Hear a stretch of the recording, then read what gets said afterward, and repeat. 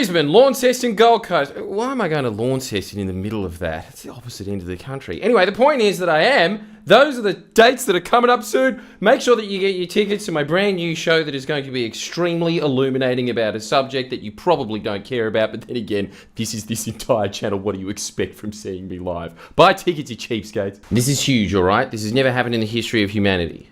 Something went viral on Twitter. A better you starts today. It was Dan Go. What a muscly Apparently he's 44. I'm just reading his tweet. I've never heard of this man before in my life, but I don't know. He's the founder of Fit Founder, I guess. I don't know. The point is my producer sent it through and said, this went massively viral. It was advice that you usually give out on YouTube of what I wish I did before 30.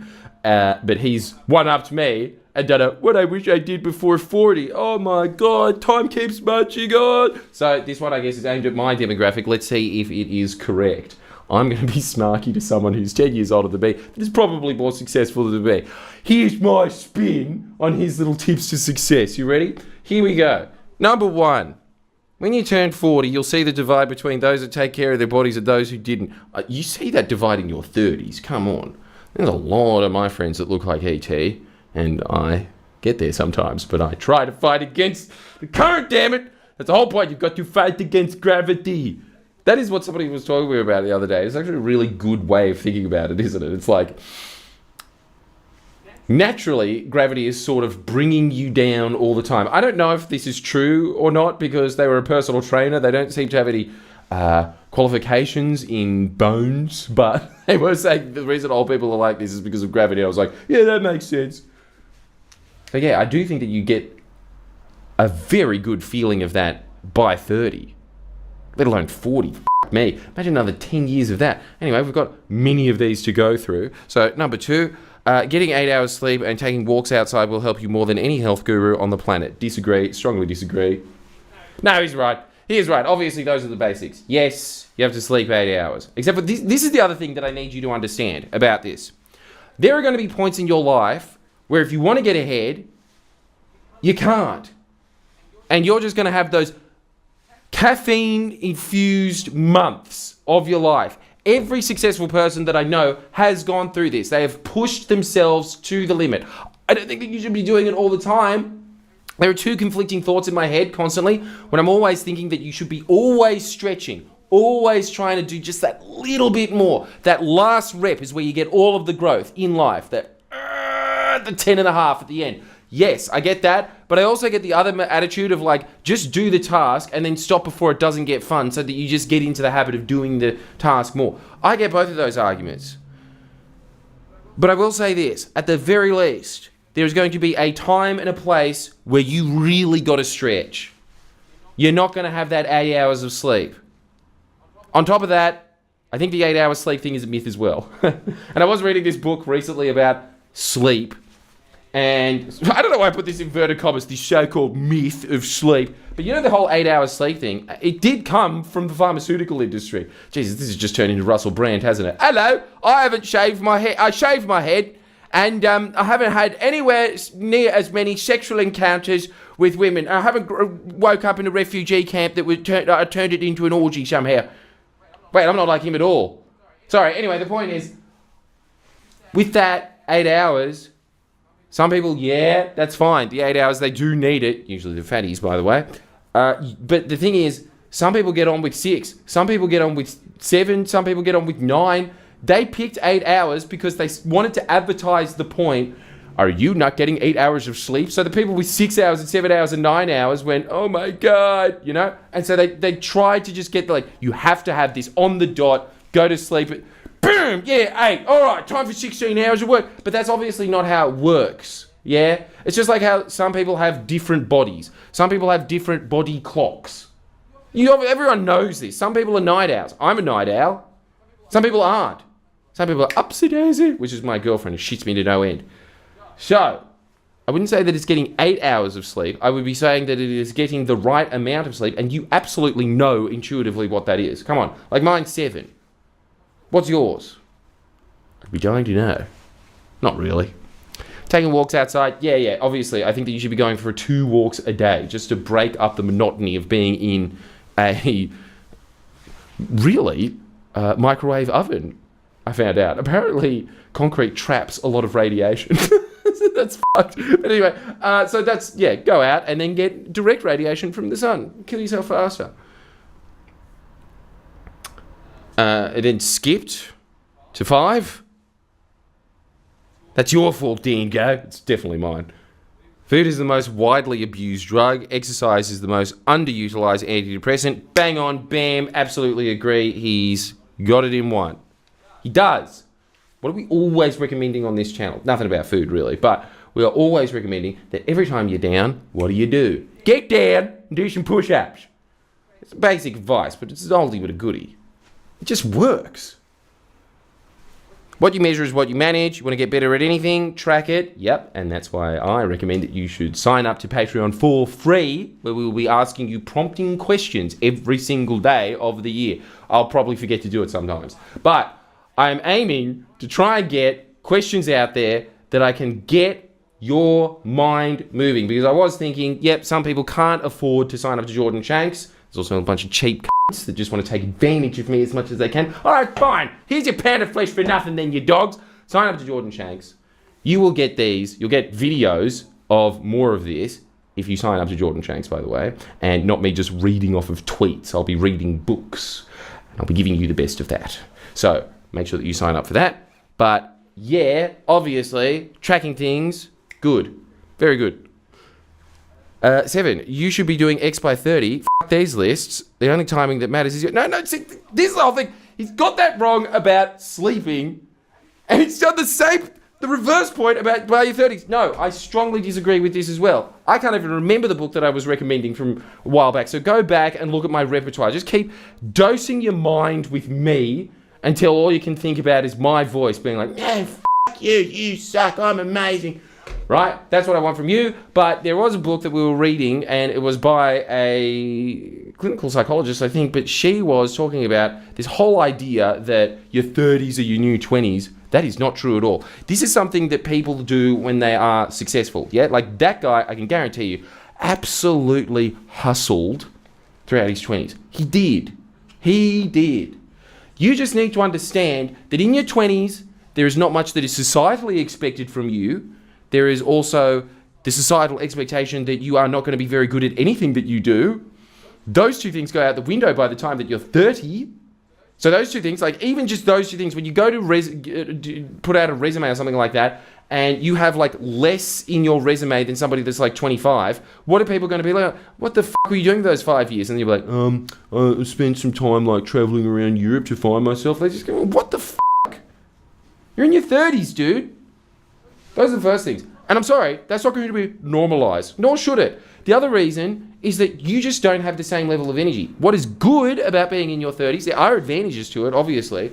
One of the advantages is that instead of just getting these short bursts of energy and inspiration that you get in your 20s, I honestly think that this is my big theory about why a lot of musicians pump out their best stuff in their 20s. It's because you get these like little spurts of like, eureka, because you just still have energy going through you for no reason. You can eat a bunch of hot dogs and then come and be like, yay, I want to become a skier. And ski down this mountain. Be like, the vomit's helping me beat the world record. That's like a little booster pack in Crash Bandicoot. You've got that when you're in your 20s. In your 30s, you don't have that. What you have more, I suppose, is... this is a very depressing metaphor. A fire that no longer has kindling in it. You are just the log. And then in your 40s, I'm imagining you're the embers. But in your 30s, at the very least, I can tell you from experience, and this is just what is the conventional aspect of being in your 30s, you get a more sustained marathon approach to life because you've been through it over and over again. And also, like, your energy is just more tempered. So it's not bad. I don't mind being 30. Everyone always says that. I don't mind being 30. So yes, this whole thing of like, I don't know, the lists, I don't know what he's talking about. Like, you should be doing this by the time you're 30. But yeah, there are things that you should have done by the time that you're 30. Main point and center is you should have built up a network of people around you in the field that you should be in, and you should have built up a skill that is marketable. So you don't become one of these bullshitters in one of these corporations. It's just like, I'm in marketing. What does that mean? Please don't ask me. I have to justify things to my boss. And look, as soon as he figures out the KPI is kind of like a bullshit metric, that's what happens. If you want better results, find better friends. Yes, sad but true. I've got a very good video about that. Find my Patreon. Oh, wouldn't you know? I've got a really, really good story about that. But you'll never know it, will you? Unless you sign up. This doesn't mean get rid of your close ones. It does, though. It kind of does. Come on, Dan. We all know it happens. It is a sad fact of life. It's just, honestly, kind of like what I was talking about in the cultural video. Once you come to the decision that you are going to make something of yourself, you start attracting people that are going to be doing the same thing. So, for instance, anybody that is part of the Friendly Geordies team, there is a different culture there than there is to the Jordan Shanks team, right? Because the Jordan Shanks team is aimed around go-getters. They're all bright-eyed, highly positive people, obviously, because they're into self-help. So they're like, yay, we can do it. They've got that attitude to life. Everybody that's in the Friendly Geordies realm are, your Game of Thrones chess maneuvering people being like, yes, I see what they're doing there. I think they're going to get the better of me. You son of a bitch. They're those kind of people. You are going to attract the energy that you put out. And so if you want to make something of yourself, the chaff of your life naturally go away. They do. It is just a fact of life. Anyway, I really do like the story that is behind that Patreon. And it's not just because I want you to pay money, although, let's be honest, 90% yeah. 13. The less you give a about what other people think, the more peaceful you feel. Fuck yeah. Definitely true. Marcus Aurelius, one of the greatest quotes of all time, I think, is, and it's gotten me through so much. I think that I'm obviously going to have some sort of bias towards it, seeing as my entire life is sitting in front of a camera being like, here's my opinions. Don't judge me for them badly. I only want light, not negative comments. But I think that the biggest thing that he should be remembered for in his life is definitely not defending the Roman Empire while suffering from bone cancer for 12 years from German invasion, collapsing it. No, absolutely not. And also stabilizing the economy after there was a plague that killed 1 in 4 people. No, definitely not. What he should be remembered for is this quote. The quote is, why do men spend so much of their life caring about the opinions of other men they hate? Now, if you think about it, every single person that runs through your mind is always the person that goes like, you've got different socks on today. And you're like, different socks? Should have said you've got a different set of values to this company. That's what I should have said. You damn it. That's your life. Always focusing on those points. So I think that just remembering that really does add to the peace that he is talking about. He is absolutely right about that. Nothing destroys tranquility more than the negative opinions of others. And so you always need to keep this piece of advice in the back of your head. The people that you are getting negative opinions from, most of the time, 90% of the time, you don't want their good opinion. You don't want their good opinion. They're not your tribe. Them. You should be warring with them and killing them and, just slitting their mum's throat in front of them. Yeah, that's what you should be doing to these people. Instead, you're sitting there being like, oh my God, the Tongo tribe, they said I have a big ass. That's usually what's happening. So, none of that. I think the way that you need to remember it is, they're the enemy. Huh? It's amazing that sometimes the best way to go through this is to just go straight into 8 biology and celebrate it. The things you... 28 already. Wow, Jesus, okay. Wow. Okay. I didn't know that it goes 13, 28, but here we are. The things you want are on the other side of facing your fears. Yeah, it's a regrettable fact of life that I think that we all learned from Star Wars. When Luke Skywalker went into that tree. And he had to come out. A man. Don't you think? I definitely believe that. I think that a lot of the time, the thing that you do fear, the reason that you fear it, is because you secretly want it, and so you build it up more in your head. So you always think getting rejected in the thing that you're supposed to be good at, that hurts a lot. But say you're doing lawn bowls with a bunch of 80-year-olds and they're just like, couldn't even get it near the white ball at all. You're like, yeah, I do suck, granddad. Anyway, I'm going to go get some beers. Don't die on the way. I told you not to die.